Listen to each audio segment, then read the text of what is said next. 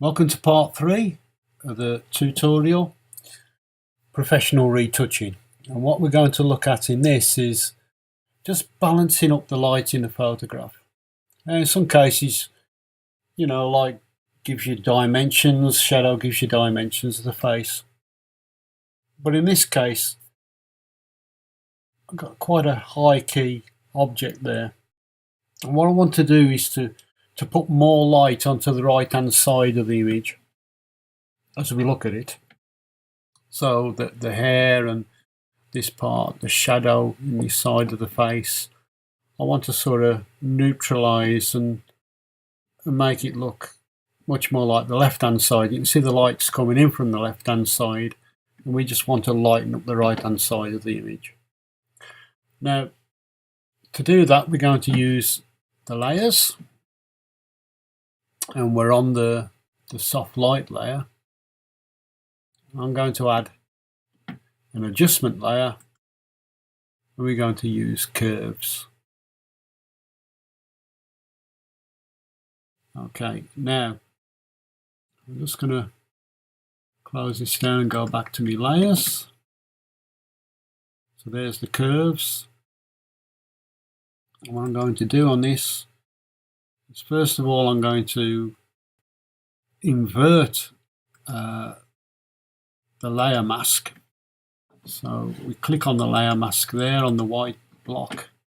And I'll do it this way. There is shortcut ways of doing this, but I'll just go to Image, Adjustments, Invert, and there you can see it's changed it to black. On the Mac, Command I on the keyboard. Option I and Command I on Windows. We do the same thing. Okay, so basically it wants to be black. And what we're going to do first of all is to select the area, and to do that we're going to use I'm just going to adjust this to where it would be on your PC. So you go to the magic wand, the lasso tool. You click on the lasso tool, and we're going to put a feather on this. Now it depends on how high quality your image is. This isn't exceptionally high, it's fairly high. But if you're working with an high pixel image, which you probably would be, I would try a feather of around 50 to 60 pixels. I'm going to go with 30 on this. So I'm going to type in 30 pixel feather. And then what I'm going to do is just very loosely draw over the parts that I want to. I'm just going to go from this area over these dark areas here on the hair. I'll come into here and get this bit of shadow here. The shadow coming on the side of the face, around this area.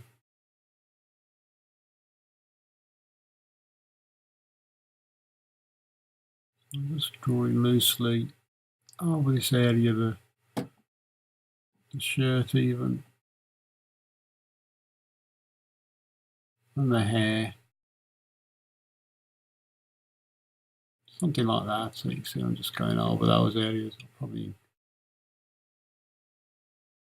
that should be okay. Okay, so what we're going to create with this is we need to be on the mask of the curves.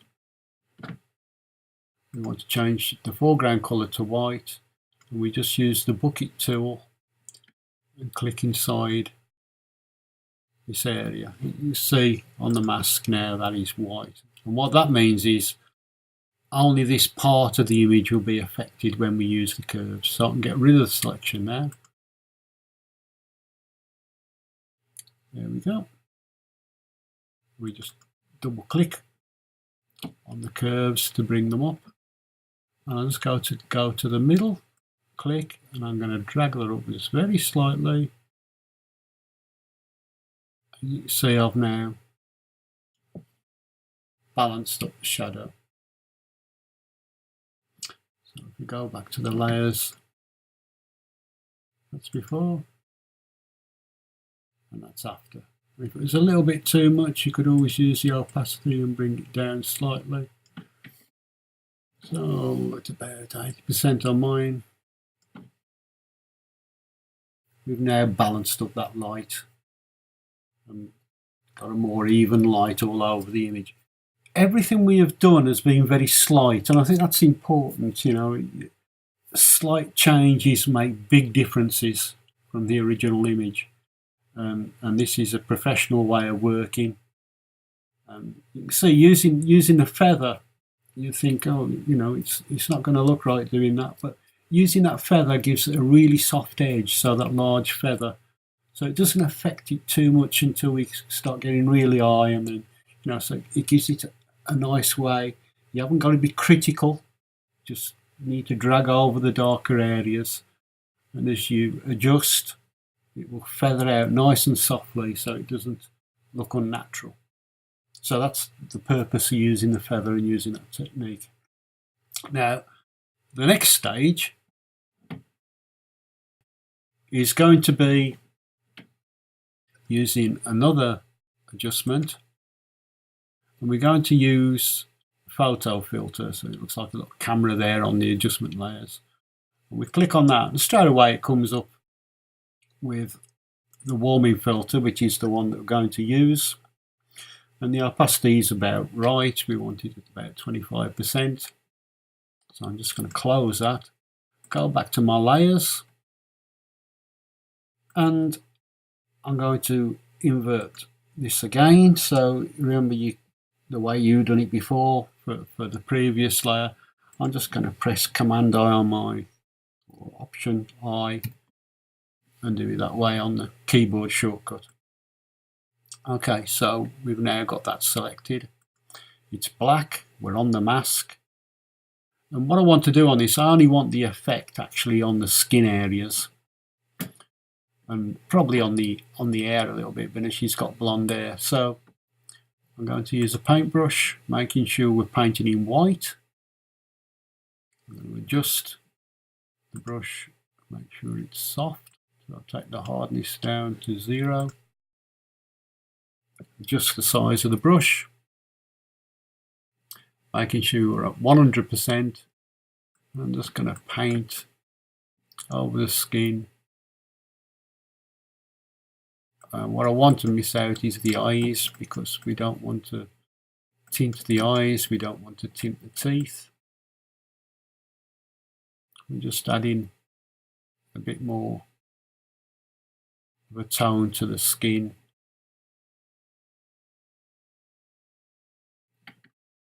And to the hair in some places.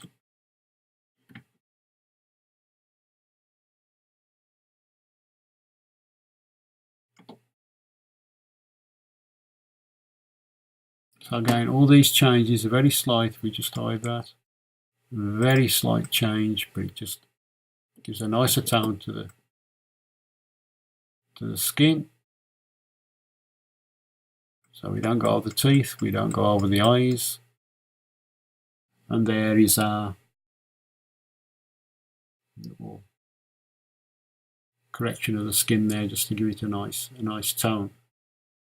Now, at this stage, what we're going to do is to group these together. So I'm on the photo filter layer, I'm going to hold down the Shift key and click on the layer below, which was the curves, and I'm going to create a group. So I'm going to click the group folder, and I'm going to double click in there, and I'm going to call this tones. So those are all tone adjustments. Press the enter key.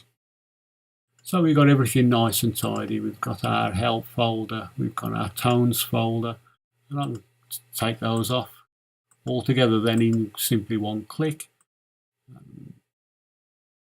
Same with this when it's actually turned on.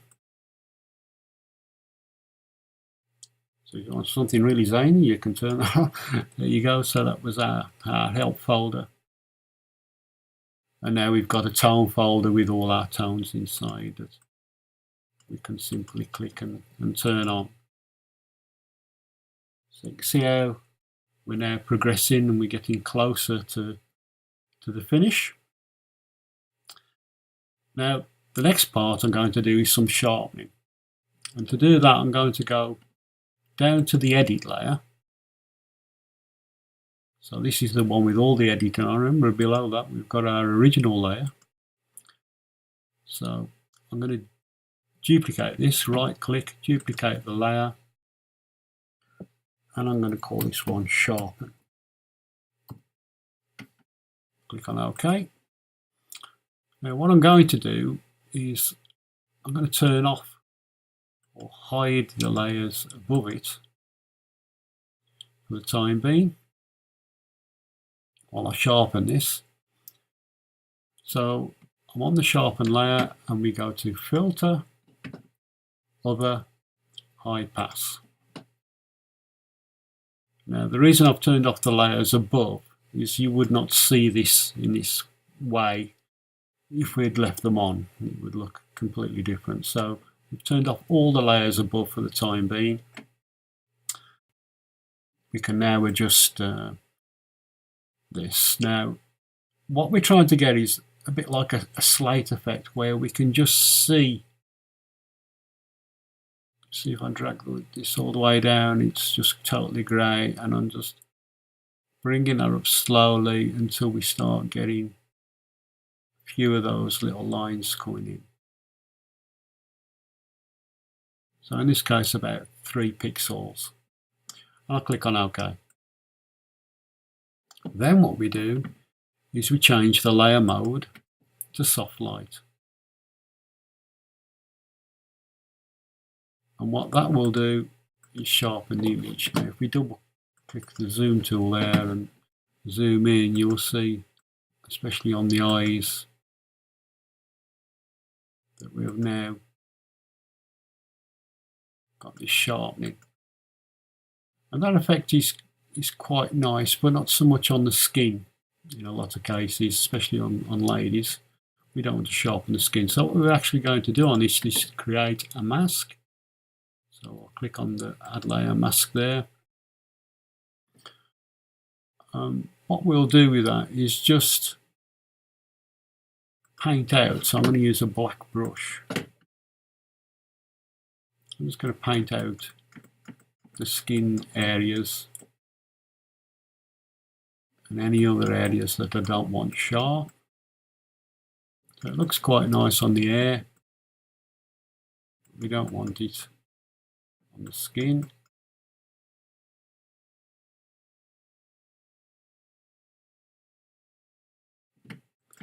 And I say the nice thing about this is when you save this as a PSD file, if there are areas you want to bring back in on the sharpening, you can do that quite easily by simply going to the layer mask and reapplying the brush there, and you can paint in white and sharpen areas or take out any sharpening that you don't want. Okay, so there we go. There is our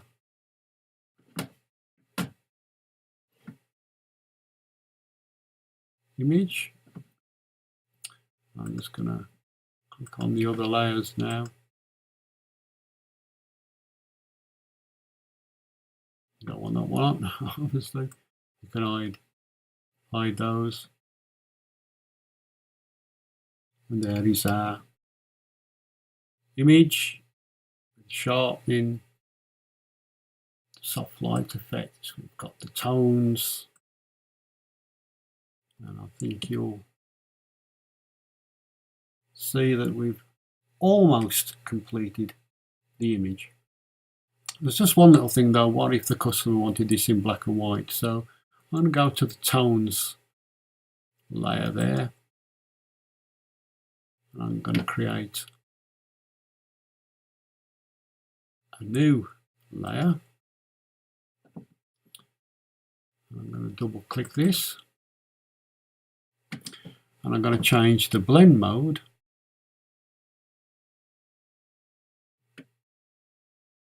to color. and click on OK. Now this is the best way of creating a black and white image because it doesn't use any maths, and by that what I mean is when you actually use a black and white conversion on an image, it does things using maths, and what it does is sometimes colours that look such as blues and reds and whatever, although they may look darker than, if you look at the red it looks lighter than the blue, but actually it isn't. And Photoshop will change that when you do conversion sometimes, and it will end up looking more or less the same tone, or colours may change lightness or darkness. Using this method, it doesn't affect that so much, so it's much more natural. But what we've got to do first of all is to make sure we've got either black or white. It doesn't matter which, but it must be black or white. If you click the default colours, doesn't matter whether black or white come up, and then click the bucket tool and just click, and straight away you've got your black and white image.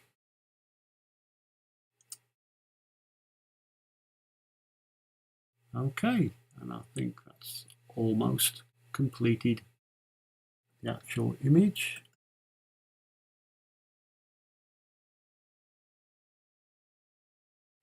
There we go. So obviously if your customer wanted the color image, you would turn off that layer